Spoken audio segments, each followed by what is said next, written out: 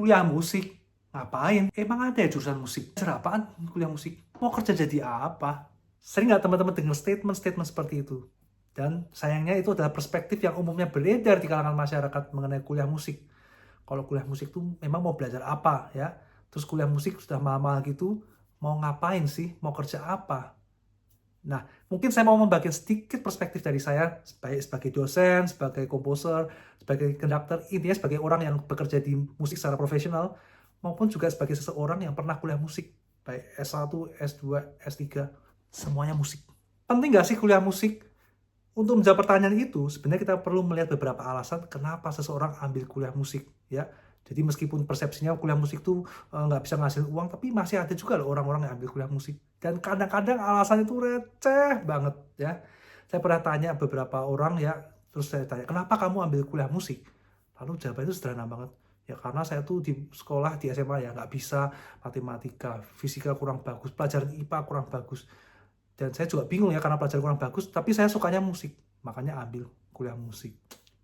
Well, ya buat saya alasannya itu sederhana banget dan mungkin sebenarnya bukan dari passion terhadap musik ya, tapi karena dia nggak tahu mau ngapain, ya diambil musik karena mungkin musik kelihatannya gampang. Ini persepsi yang salah ya kalau kuliah musik itu gampang. Nanti saya jelasin di video yang lain ya. Lalu juga ada orang-orang yang masih ambil kuliah musik karena mungkin mau nerusin usaha orang tuanya ya. Jadi banyak murid-murid yang belajar itu orang tuanya tuh punya sekolah musik ya, atau mungkin punya orkestra, punya studio. Intinya orang tuanya berkecimpung di dunia musik dan anaknya tuh diharapkan bisa meneruskan usaha orang tuanya sehingga disekolahkan musik. Ada juga yang memang anaknya tuh sudah berprestasi dari kecil ya, menang kompetisi ini, kompetisi itu. Bahkan eh, anaknya tuh di homeschoolingin ya. Jadi dia nggak ikut sekolah, dia dikasih homeschooling supaya bisa fokus latihan piano. Ada yang serius ya. Jadi ada yang alasannya receh banget, ada yang serius ya. Jadi itu kenapa orang masih ambil kuliah musik meskipun persepsinya kurang bagus ya, kayaknya seakan-akan nggak bisa kerja. Tapi bener nggak sih kalau dari kuliah musik tuh nggak bisa kerja? Nah, kalau pengalaman saya ya justru bidang musik tuh bidang yang sangat menjanjikan untuk pekerjaan ya. Bahkan sebelum saya kuliah pun saya sudah dapat pekerjaan loh. Saya sudah bisa ngajar, bisa ngelesin murid dengan skill saya. Nah, lalu pertanyaannya, kalau kamu sudah bisa punya skill ya, bisa ngajarin piano bahkan sebelum kuliah, terus ngapain lu kuliah gitu? Nah, menurut saya ada perbedaan loh antara orang yang cuma sekedar les musik lalu bisa main piano, misalkan bisa main instrumen atau sekolah kuliah musik ya 4 tahun.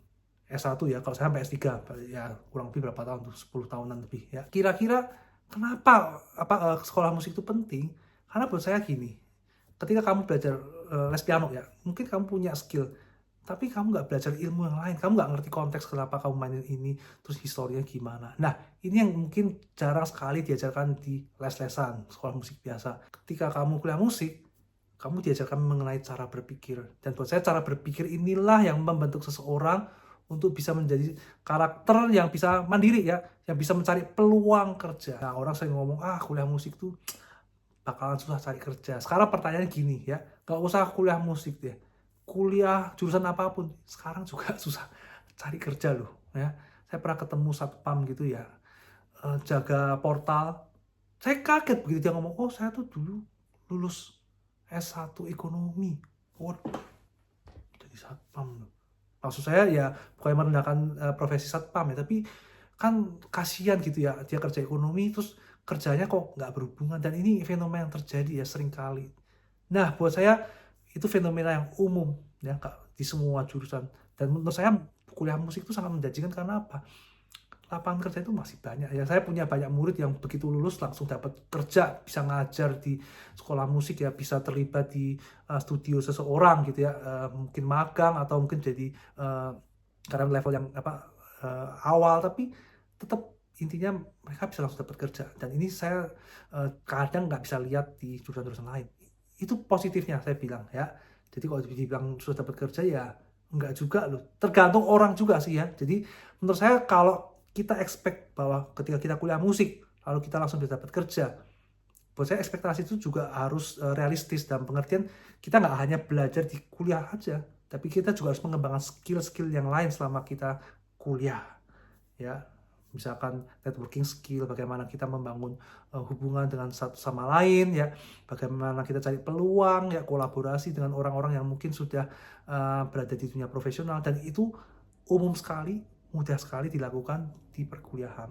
Dan itu yang saya rasakan ya, koneksi itu seringkali kita dapat karena kita kenal satu sama lain dengan mahasiswa-mahasiswa yang kuliah musik juga, dan mereka punya project, bahkan mungkin kita punya project, mereka bisa kolaborasi ya, intinya melalui kolaborasi ini peluang kerja tercipta. Jadi saya merasa karir di bidang musik itu terbuka, gak mudah ya, tapi banyak hal juga gak mudah sebenarnya, bukan cuma musik.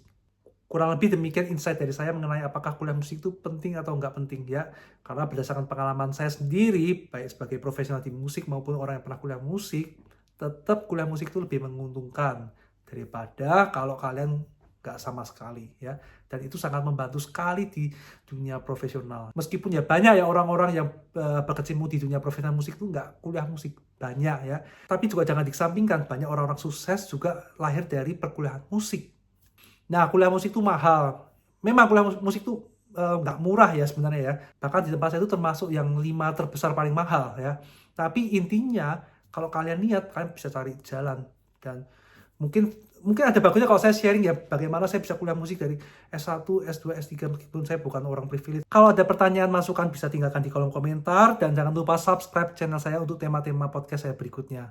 Bye.